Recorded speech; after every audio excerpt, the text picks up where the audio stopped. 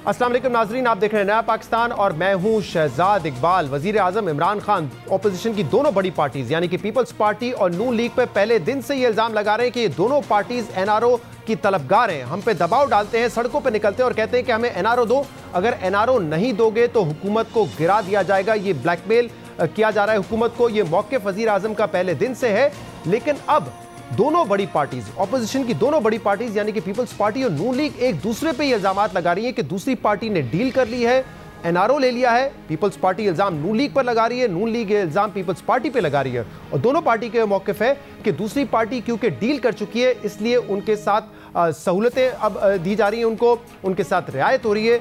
ये मौक़िफ़ है दोनों पार्टीज का एक दूसरे के हवाले से। कल प्रेस कॉन्फ्रेंस में बिलावल भुट्टो ज़रदारी साहब ने भी ये कहा कि जो रायवंड के वजीर आज़म है वो इस वक्त मुल्क से बाहर बैठे हुए हैं, वो लंदन में बैठे हुए हैं, जबकि जो सदर हैं नवाब शाह के वो पाकिस्तान में अपना इलाज करवाते हैं। ये भी कहा बिलावल भुट्टो ज़रदारी ने कि एनआरओ के दौर में, इस हुकूमत के दौर में जब कहा जाता है कि एनआरओ नहीं दिया जाएगा, उस वक्त ये सहूलतें दी जा रही हैं नवाज शरीफ को। और इसके जवाब में एहसन इकबाल साहब ने कल हमारे प्रोग्राम में कहा कि जो कुछ बिलावल भुट्टो कर रहे हैं, जो कुछ वो वार कर रहे हैं हमारी पार्टी पे, वो बाकायदा एक स्कीम के तहत है और उनके इल्म में ये बात है कि जो मराते दी गई हैं आसिफ अली ज़रदारी को वो भी उनके इल्म में है। और मजीद क्या कहा एहसन इकबाल साहब ने, सुनिए। बदकिस्मती यह है कि पीडीएम जब हमने बनाई उसके बाद 6-7 महीने की जद्दोजहद के बाद हम इस हुकूमत को हटाने के लिए यूं समझ लिए कि गोल करने के लिए डी में पहुंच गए और यूं ही हमने गोल करना चाहा तो पीपल्स पार्टी ने पीडीएम से टाइम आउट ले लिया और हमारी 6-7 महीने की जो मेहनत है उस पर पानी फेर दिया।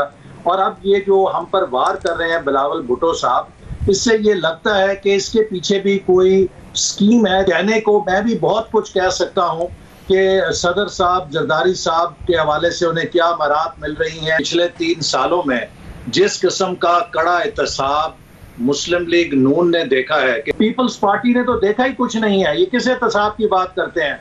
अगर ये एहतसाब की बात करें तो शायद इनमें से कोई बाहर ही नहीं बचेगा। और खुर्शीद शाह साहब के बारे में भी जो लोगों और हलकों में गुफ्तगू है कि वो क्यों जेल में है, वो बात मैं टीवी पे नहीं करना चाहता। तो कल ये कहा हमारे प्रोग्राम में एहसन इकबाल साहब ने कि जो वार इस वक्त बिलावल भुट्टो ज़रदारी कर रहे हैं वो भी किसी स्कीम के तहत है। जो मराद आसिफ अली ज़रदारी साहब को मिली है वो उनको मालूम है और इससे पहले भी दोनों जमातों के लीडरान और दूसरे रहनुमा एक दूसरे पर डील के इल्जाम लगाते रहे हैं, सहूलतकारी के इल्जाम लगाते रहे हैं। क्या कहते आए हैं, सुनिए। रायवंड का वजीर आजम को कन्विक्शन के बावजूद बाहर भेजा जाता है, लंदन में बैठा है इस एहतसाब का निजाम में, इस नया पाकिस्तान जहां एनआरओ नहीं दिया जाता है।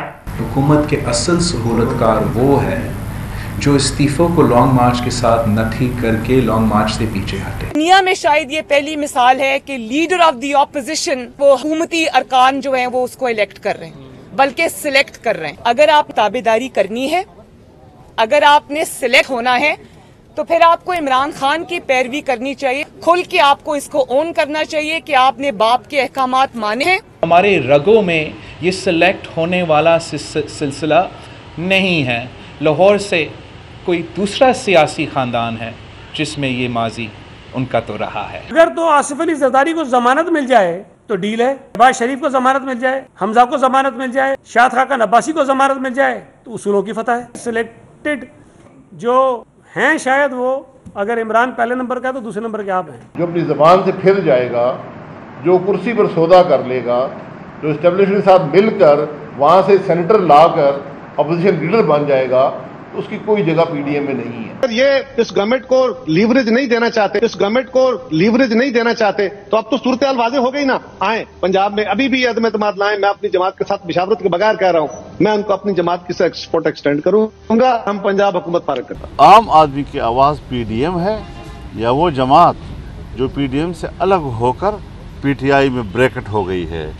क्यों उनका एक नाजायज हुकूमत के साथ मफादात शरीक हो गए हैं और क्यों कर वो आज उनकी सियासत कर रही है? दोनों पार्टीज पीएमएलएन और पीपल्स पार्टी एक दूसरे पे सहूलतकारी का इल्जाम लगा रही है, डील करने का इल्जाम लगा रही है और इसीलिए वो कह रहे हैं कि इन पार्टीज को रियायत भी मिल रही है और उनके साथ उनको सहूलतें भी दी जा रही हैं। इस पर हम मजीद बात करेंगे, जिसके लिए हमें ज्वाइन किया है पीपल्स पार्टी के सीनियर रहनुमा नासिर अली शाह साहब ने और इसके अलावा हमें ज्वाइन कर रहे हैं पीएमएलएन के सीनियर रहनुमा राना सनाउल्लाह साहब, आप दोनों का बहुत बहुत शुक्रिया ज्वाइन करने के लिए।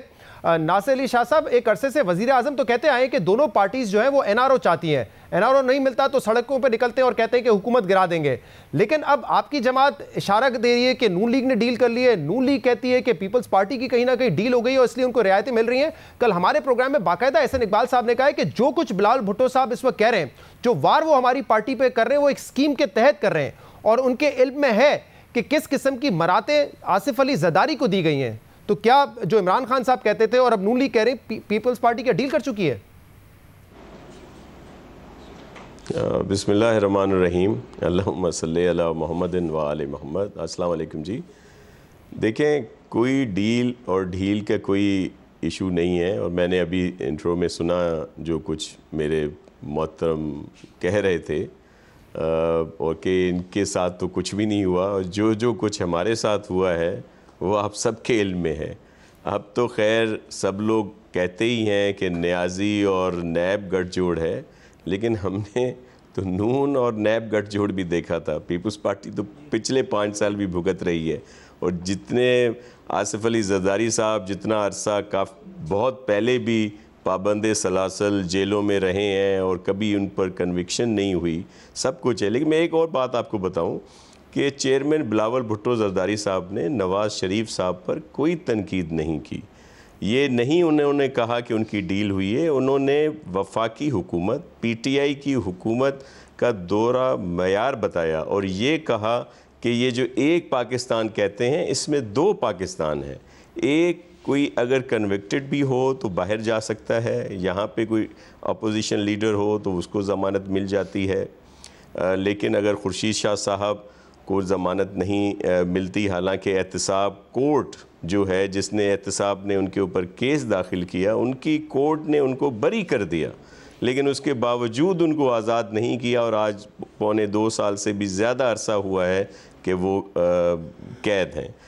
लेकिन उन्होंने मियाँ साहब के ऊपर क्रिटिसाइज़ नहीं किया। देखिए, हमें सब के लिए एहतराम है, लेकिन फिर जो बाद में बयानात आ जाते हैं हमारे मुख्तलिफ रहनुमाओं के, फिर उसकी वजह से हमें ये जवाब देने पड़ते हैं। अच्छा, लेकिन कल नासिर साहब बिलावल भुट्टो जरदारी साहब ने ये तो कहा ना कि जो लॉन्ग मार्च और इस्तीफों को नथी करते हैं वो असल में हुकूमत के सहूलतकार हैं। तो ये तनकीद हुकूमत की तरफ तो नहीं थी, ये तनकीद तो यकीनन या फजल रहमान साहब की तरफ थी या नून लीग की तरफ थी। और दूसरा, अगर सईद गनी साहब ये कहते हैं कि जब हमारे रहनुमाओं को बेल मिलती है तो कहा जाता है कि डील है, जब आपके रहनुमाओं को बेल मिलती है तो कहा जाता है कि ये तो असूलों की जीत है, तो ये तनकीद तो नून लीग पर ही है ना फिर आपकी। देखिए, मैं आपको अर्ज़ करूं कि इस तरह के बयानात और इस तरह की बातें जब आती हैं तो ये सियासी रंजिशें बढ़ती हैं। मैं एक सियासी वर्कर हूँ, छोटा वर्कर हूँ। मैं ये समझता हूँ, चाहता हूँ कि पीडीएम में सब मुत्तफ़िक रहें, मुत्तहद रहें, ताकि इस वफाकी नाअहल हुकूमत से जान छुड़ाई जा सके, जिसकी पॉलिसीज़ की वजह से आज पाकिस्तानी जो है सब परेशान हैं। लेकिन जो बात कही जाती है कि पीडीएम में दरारें डाली गई, पीडीएम की मूवमेंट को ख़राब कर दिया गया, वो अगर आप स्टेप्स बाय स्टेप्स देखें तो वो आप ख़ुद समझ जाएंगे कि किसकी वजह से ऐसा हुआ है। पीपल्स पार्टी ने एपीसी बुलाई, चेयरमैन बिलावल भुट्टो ने एपीसी बुलवाई, उसके नतीजे में पीडीएम बनी, सब साथ हुए।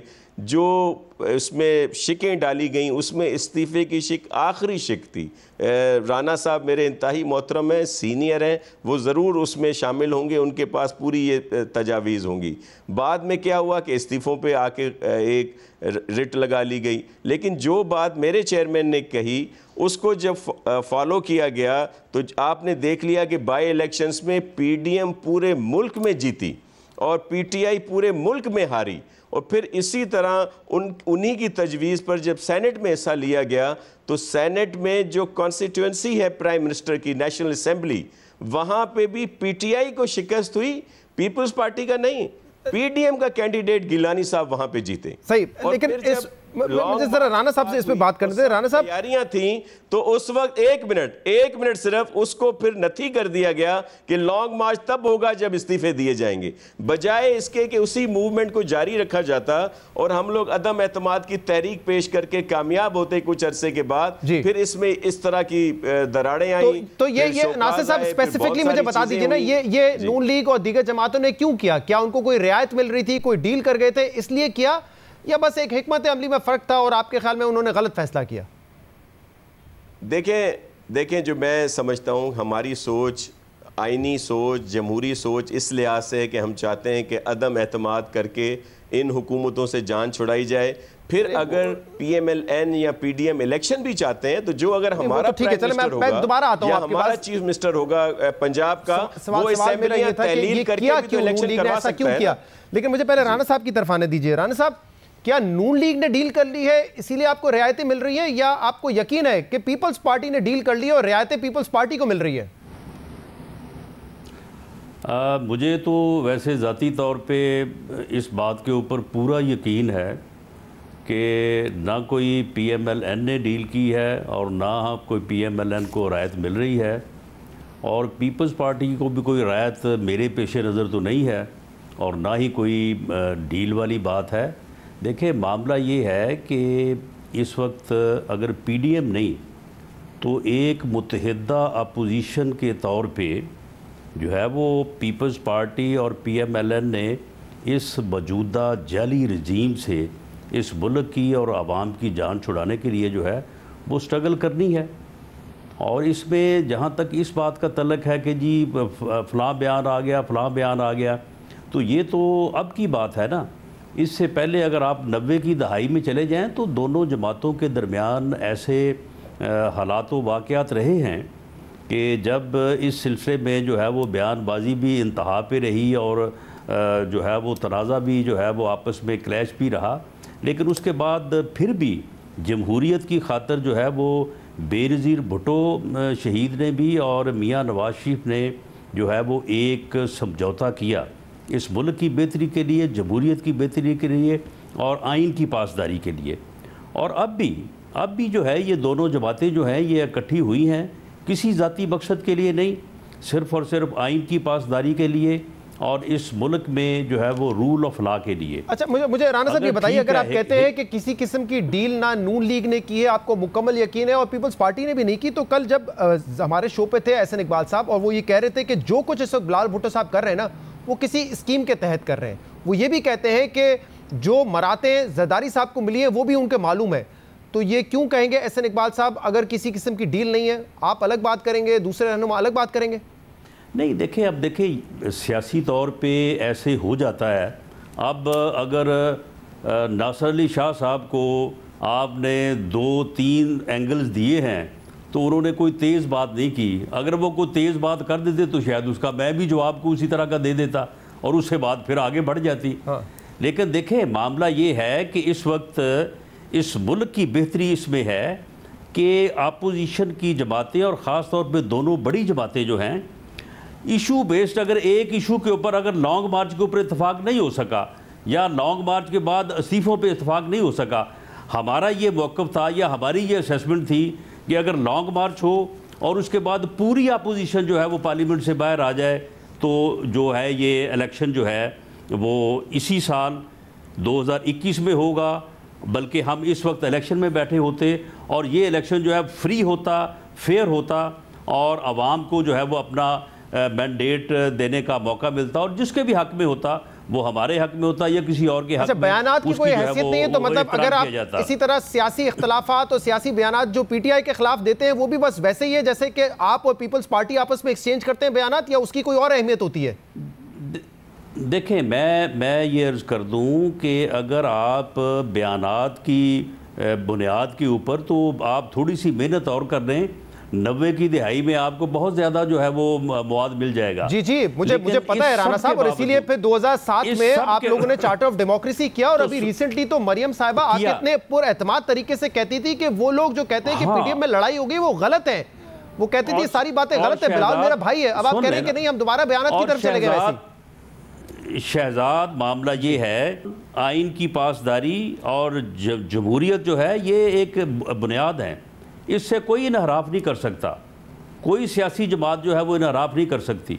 और PTI ने जो किया है इस्टेब्लिशमेंट के साथ मिलकर, या इस्टेब्लिशमेंट ने उनको जो है वो अपने कंधों पे बैठा के जो किया है, वो इस मुल्क के साथ ज्यादती। अच्छा, अब ठीक है राणा साहब, यही रुकेगा। हमने जो आपको बयानात सुनाए उसमें आपकी पार्टी के सीनियर वाइस प्रेसिडेंट और साबिक वजीर आजम शाहिद खाकान अब्बासी साहब कहते हैं कि पीपल्स पार्टी ने जो बाप की सपोर्ट ली है वो एस्टैब्लिशमेंट की सपोर्ट है, एस्टैब्लिशमेंट के साथ मिलकर बाप की सपोर्ट ली है। तो जो इल्जाम आपका PTI के बारे में है वही इल्जाम आपका पीपल्स पार्टी के बारे में भी है ना, कि एस्टैब्लिशमेंट की सपोर्ट हासिल की इन्होंने यूसुफ रजा गिलानी को लीडर ऑफ द ऑपोजिशन बनाने के लिए।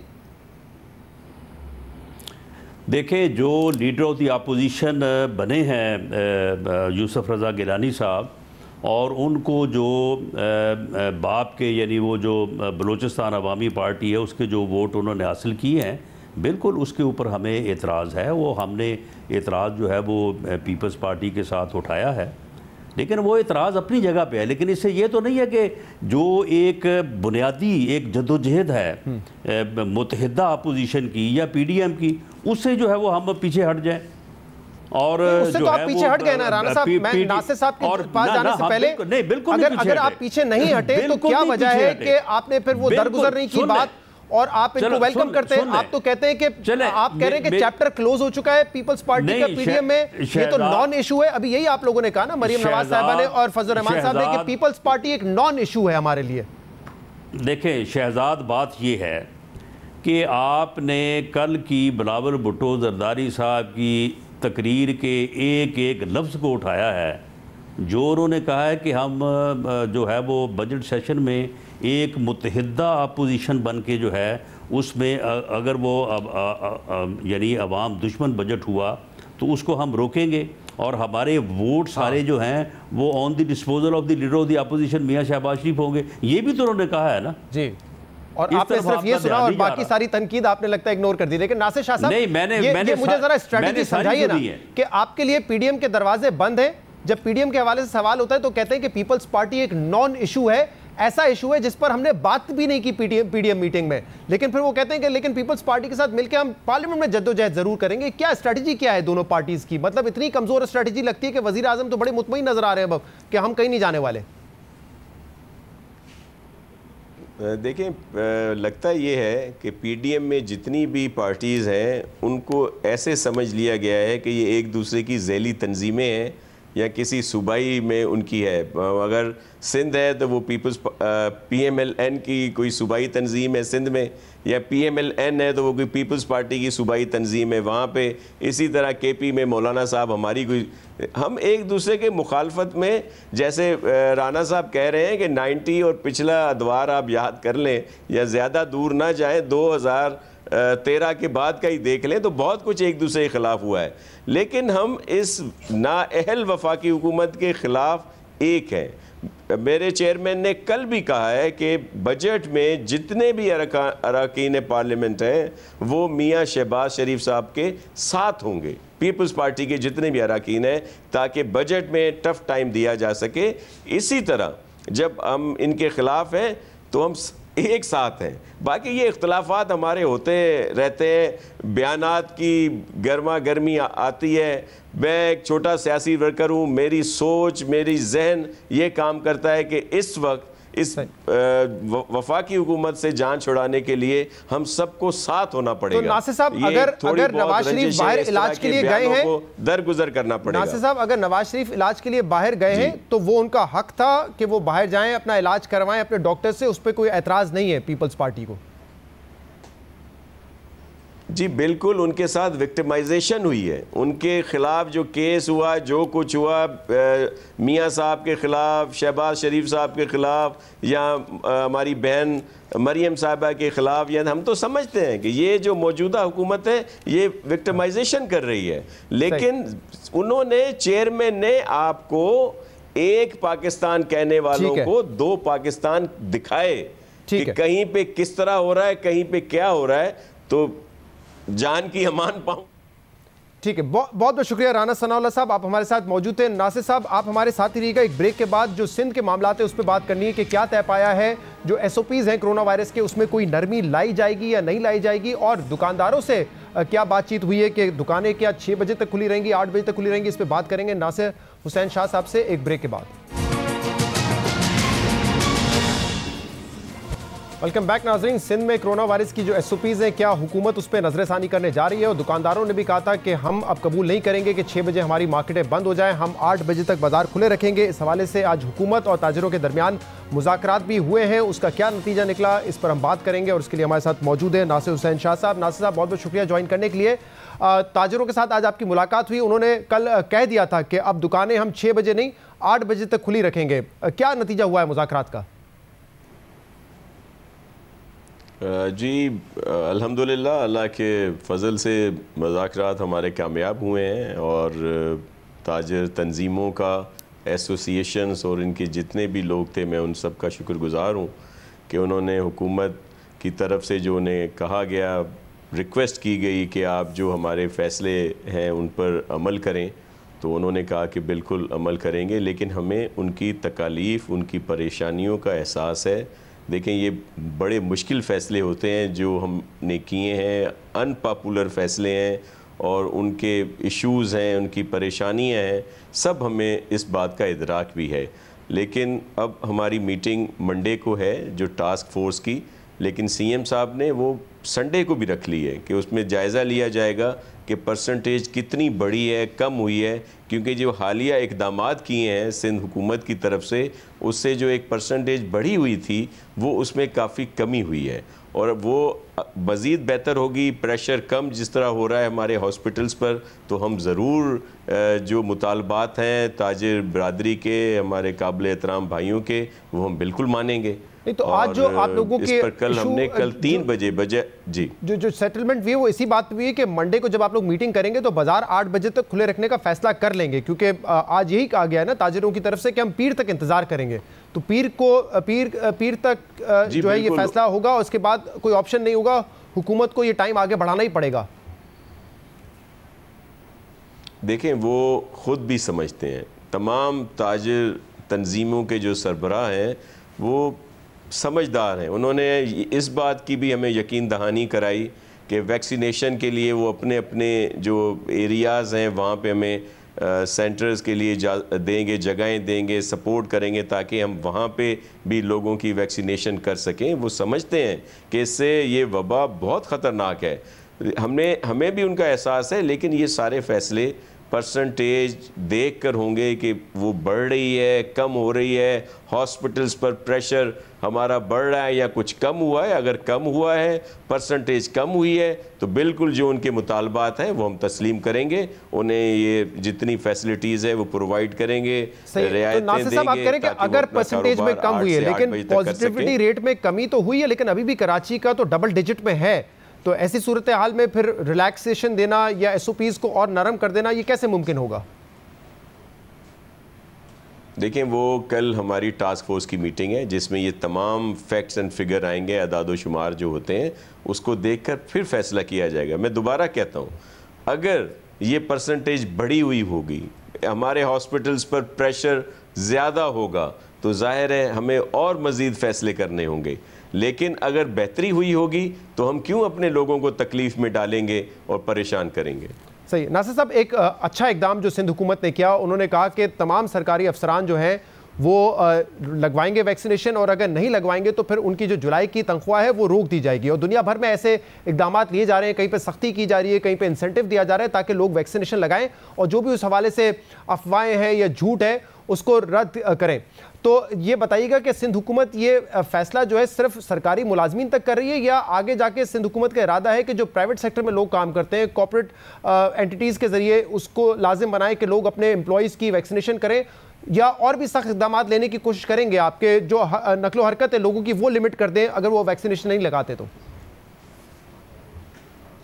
जी बिल्कुल ऐसा ही होगा, बल्कि हमने सबसे राब्ता किया है, जो कारोबारी हजरात हैं, दीगर लोग हैं, इंडस्ट्रियलिस्ट हैं और इदारे हैं, कि वहाँ भी हम ये वैक्सीन प्रोवाइड करेंगे और अपने जो माहिर हैं या जो हमारा स्टाफ है वो वहाँ पे जाएगा ताकि प्रॉपर तरीके से हो सके। फ़िलहाल तो जो हमारे इख्तियार में था, तनख्वाहें अपने एम्प्लॉइज़ की इससे मशरूत कर दी हैं, इसी तरह इंसेंटिव्स भी देंगे। एक और बात, जो सोशल मीडिया के ज़रिए या दीगर ज़राए के साथ ये डिसइंफॉर्मेशन फैलाई जा रही है कि इस वैक्सीन के नुकसानात हैं, मैं आपके तवस्सुत से उनको वार्न करता हूँ कि अब हमने ये पॉलिसी भी बनाई है कि जो लोग इसमें इन्वॉल्व होंगे और इस तरह का प्रोपेगेंडा कर रहे होंगे उनको सख्त सज़ाएं दी जाएंगी। हम उनको ट्रेस करेंगे, ट्रैक करेंगे और उनको एक्शन लेंगे उनके ऊपर। ये बड़ी अहम बात है, आप कह रहे हैं सोशल मीडिया पे भी जो डिसइंफॉर्मेशन फैला रहा होगा उनके खिलाफ भी कार्रवाई होगी और उनको सजाएं मिलेंगी।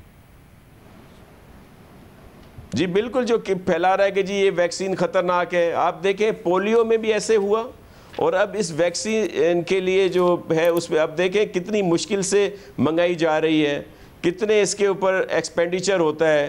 फिर बहुत सारे शोशे छोड़ दिए जाते हैं कि जी जितनी अमवात कोरोना से होंगी उतने हुकूमतों को डॉलर मिलते हैं।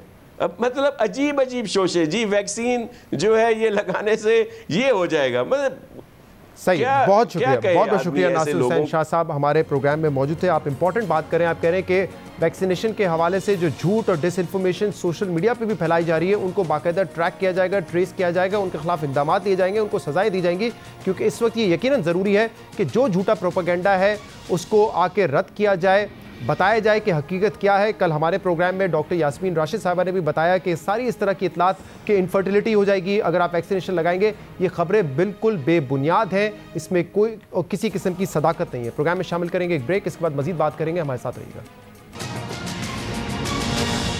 Welcome back. वजीर आजम इमरान खान का भारत से मुज़ाकरात की बहाली पर पिछले कुछ अरसे से ये मौक़िफ़ रहा है कि भारत से उस वक्त तक मुज़ाकरात शुरू नहीं हो सकते जब तक भारत आर्टिकल 370 और आर्टिकल 35A को दोबारा बहाल करके मकबूजा जम्मू कश्मीर की पुरानी हैसियत बहाल नहीं करता। मगर अब वज़ीर आज़म इमरान खान के इस मौक़िफ़ में कुछ तब्दीली और लचक नज़र आ रही है। वज़ीर आज़म इमरान खान ने कल रॉयटर्स को दिए गए इंटरव्यू में ये कहा है कि अगर भारत हमें रोड मैप दे देता है, रोड मैप फराम कर देता है कि कब और किस तरह अपने इक़दामात को वो वापस लेगा, तो इस शर्त पर पाकिस्तान भारत से मुज़ाकरात शुरू कर सकता है। Give us a roadmap that these are the steps we will take to basically undo what they did, which is illegal. It's against international law and United Nations resolutions. So then that's acceptable. That if there's a roadmap, yes, we will talk. But you cannot talk like that when there is no, at the moment, there's just no response from India. वज़ीर आज़म इमरान खान कह रहे हैं कि अगर Bharat road map फराम कर देता है कि वो अपने 5 अगस्त के इक़दामात को किस तरह वापस लेगा, तो भारत से बातचीत शुरू की जा सकती है। वज़ीर आज़म इमरान खान के इस बयान को हुकूमती पॉलिसी में तब्दीली करार दिया जा रहा है, क्योंकि इससे पहले वज़ीर आज़म इमरान खान कई बार भारत पर यह वाज़े कर चुके हैं कि भारत जब तक आर्टिकल 370 और आर्टिकल 35A को दोबारा अपनी असल शक्ल में बहाल नहीं करता और जब तक मकबूजा जम्मू कश्मीर को दोबारा खुद मुख्तार रियासत के तौर पर तस्लीम नहीं किया जाता, उससे पहले भारत से किसी किस्म के मुज़ाकरात कश्मीरियों से गद्दारी होगी। इसके अलावा वज़ीर आज़म इमरान खान ने इंटरव्यू में अफगान पीस प्रोसेस और अमरीकी इनखला से मुतल्लिक कहा है कि पाकिस्तान अमरीकी अफवाज के इनखला से पहले अफगानिस्तान में सियासी हल चाहता है ताकि अफगानिस्तान में एक बार फिर खाना जंगी की सूरत-ए-हाल पैदा होने से रोकी जा सके। वज़ीर आज़म इमरान खान ने इस इंटरव्यू में यह भी वाज़े कर दिया है कि हुकूमत ने पाकिस्तान की दिहाइयों पुरानी स्ट्रेटेजिक डेप्थ की पॉलिसी को भी ख़त्म कर दिया है और अब पाकिस्तान अफगानिस्तान में जोड़ तोड़ की कोई कोशिश नहीं कर रहा। वज़ीर आज़म के इन बयानात और इस सवाल पे कि क्या भारत से मुज़ाकरात को लेकर वज़ीर आज़म के मौक़िफ़ में कोई तब्दीली आई है या नहीं, हम बात करेंगे। और इसके लिए हमें ज्वाइन किया है पाकिस्तान तहरीक इंसाफ के सीनियर रहनुमा और वफाकी वज़ीर बराए इत्तलात फवाद चौधरी ने। फवाद साहब बहुत बहुत शुक्रिया ज्वाइन करने के लिए। फवाद साहब, पाकिस्तान की हमेशा ये पोजीशन रही है कि इंडिया से मुज़ाकरात के ज़रिए हमें तमाम मामलात को हल करना है, लेकिन इन रीसेंट पास वज़ीर आज़म का बड़ा दो टोक मौक़िफ़ रहा है कि 5 अगस्त 2019 को जो फैसले किए गए भारत की जानिब से वो उन फैसलों को वापस ले तो बातचीत शुरू होगी। लेकिन कल रॉयटर्स के इंटरव्यू में उन्होंने एक अलग बात की है। उन्होंने कहा अगर भारत हमें रोड मैप भी दे देता है तो भी हम भारत से बात करने के लिए तैयार हैं। किस किस्म के रोड मैप की तवक्को कर रहे हैं और ये चेंज ऑफ पोजीशन की वजह क्या है? देखिए, पहली बात तो ये है कि इस तजिए तक पहुंचने के लिए कि वज़ीर आज़म के मौक़िफ़ में कोई तब्दीली हुई है, और पाकिस्तान ने अपने मौक़िफ़ में कोई तब्दीली की है, एक ही शर्त थी और वो शर्त ये थी कि आपने इंटरव्यू ना देखा हो। क्योंकि अगर आपने जो भी बंदा जिसने पूरा इंटरव्यू देखा है वो इस तजिए पर पहुंच ही नहीं सकता कि पाकिस्तान ने या वज़ीर-ए-आज़म ने अपने मौक़िफ़ में कोई तब्दीली की है। अब वज़ीर-ए-आज़म क्या कह रहे हैं? वो कह रहे हैं कि हिंदुस्तान ऐलान करे कि हम जो कश्मीर की जो पोजीशन में जो उन्होंने तब्दीली की है उस तब्दीली को वापस ले रहे हैं और उसके लिए हम ये इकदाम कर रहे हैं। एग्जैक्टली यही मौका वज़ीर-ए-आज़म ने पहले अपने जो गुफ्तगू की विदा में और फिर ज़ियारत में एग्जैक्टली यही मौक़िफ़ उन्होंने वहाँ पर भी लिया। और अब भी हमारी पोजीशन यही है, हम हिंदुस्तान से ताल्लुकात बेहतर करना चाहते हैं, हम मुज़ाकरात शुरू करना चाहते हैं। उसके लिए पहली शर्त यह है कि हिंदुस्तान 5 अगस्त को जो इक़दाम किए थे उनकी वापसी का ऐलान करे। अच्छा, आपने जो वजाहत दी है उस पर मैं भी ये कह सकता हूँ फवाद साहब कि आपने शायद वज़ीर-ए-आज़म का इंटरव्यू तो देखा है लेकिन जो माजी की तकरीरें वो इतने गौर से नहीं सुनी, क्योंकि 2 लफ्ज़ों का वाज़े फ़र्क है और मैं सुनवा भी सकता हूँ। पहले वो कहते आए हैं कि 5 अगस्त 2019 के जो फैसले थे उनको वापस ले, रिवर्स करें। अब वो ये कह रहे हैं कि अगर इंडिया हमें रोड मैप भी दे दे तो हम बात कर सकते हैं। दोनों चीज़ों में फ़र्क है, रोड मैप देना और फैसलों को वापस ले लेना। देखिए, मुझे नहीं पता कि आप किस तरह इस महातजिए पर पहुंचे हैं। उसकी वजह यह है कि पहली शर्त जो इंडिया रोड मैप देगा तो पहले उसका ऐलान ये होगा कि वो ये इक़दाम वापस ले रहा। तो जब वो इक़दाम वापस लेके उसके आगे रोड मैप देगा कि फलानी तारीख को हम ये वापस करेंगे या फलानी तारीख को हम ये इक़दाम करेंगे, जो लेजिस्लेशन करेंगे या जो भी उन्होंने एक लीगल प्रोसेस इख्तियार करना है उसको हम रोड मैप कहेंगे। और जाहिर है कि जो पहले ऐलान करेगा जो इंडिया वो ये होगा कि हम जो 5 अगस्त की पोजीशन है उसके ऊपर वापस जा रहे हैं। तो मैं इसको दोहरा दूं ताकि ये चीज तज्जिए से एहतराम से आपके तज्जिए से इत्तफाक नहीं करता। और इस तज्जिए के लिए एक बहुत ही अजीबोगरीब माइंडसेट चाहिए था। अभी क्योंकि कुछ देर पहले शायद आपकी नज़र से ना गुजरा हो, शाह महमूद कुरैशी साहब जो कि हमेशा ये कहते हैं कि 5 अगस्त के फैसले पर नजरसानी होगी, अब उन्होंने भी रोड मैप का लफ्ज़ इस्तेमाल करना शुरू कर दिया। उन्होंने कहा रोड मैप देगा इंडिया तब बातचीत हो सकेगी। तो आप ये कह रहे हैं कि पहले इंडिया ऐलान करेगा कि हम अपने फैसलों को रिवर्स करने जा रहे हैं और उसके लिए ये रोड मैप है और इसके बाद पाकिस्तान भारत से मुज़ाकरात करेगा, यही पोजीशन है आपकी? जी, थैंक यू। ठीक है। अच्छा, जो दूसरा इशू है वो ये है कि जो रोड मैप दिया जाएगा उस पर अमल दरामद करेगा इंडिया या नहीं करेगा, इसकी यकीन दहानी कैसे इंडिया करवा सकता है और पाकिस्तान कैसे कॉन्फिडेंट हो सकता है कि वो अपनी बात से पीछे नहीं हटेगा? देखिए, बात यह है कि जब हिंदुस्तान ऐलान कर देगा कि हम 5 अगस्त की पोजीशन पे वापस जा रहे हैं तो उसके बाद मुज़ाकरात शुरू हो सकते हैं, उसमें बातचीत शुरू होगी। और वो आगे चल के मुज़ाकरात में क्या होता है, कैसे चलती है, तजारत खुलनी है नहीं खुलनी है, वो फिर बारीकियों की बात है। फिलहाल जो हमारी डिमांड है वो यहाँ तक की है कि हिंदुस्तान जो मकबूजा जम्मू और कश्मीर की जो मुतनाज़ हैसियत है जो 5 अगस्त से पहले थी उसको बहाल करे। और अगर हिंदुस्तान ये ऐलान कर देता है तो फिर बाकी इक़दाम हम देखेंगे। सही है। दूसरा जो अहम इशू अफगानिस्तान के हवाले से, इस पे वज़ीर-ए-आज़म पहले भी कह चुके हैं कि पीसफुल सेटलमेंट ज़रूरी है, पॉलिटिकल सोल्यूशन ज़रूरी है यूएस के इनखला से पहले, वरना अफगानिस्तान में खाना जंगी होगी और खाना जंगी हुई तो पाकिस्तान इससे बहुत ज़्यादा मुतासर होगा और फिर शायद वेस्ट दोबारा इल्ज़ाम लगाए, पाकिस्तान को स्केपगोट बनाने की कोशिश करे। अब टाइम बहुत कम रह गया है, क्या उम्मीद है कि पॉलिटिकल सेटलमेंट हो सकता है? क्योंकि वैसे तो 11 सितंबर की डेट दी है लेकिन कहा जा रहा है कि 4 जुलाई तक हो सकता है कि अमेरिका अपनी फोर्सेस का इनखला कर ले वहां से। देखिए, ये तो एक मामला है जिसके ऊपर बहुत ज़्यादा हमें कंसर्न है और हमारा कंसर्न जो है वो ये है कि इसके नतीजे में जो एक इंस्टेबिलिटी है अफगानिस्तान में वो वापस आ जाएगी।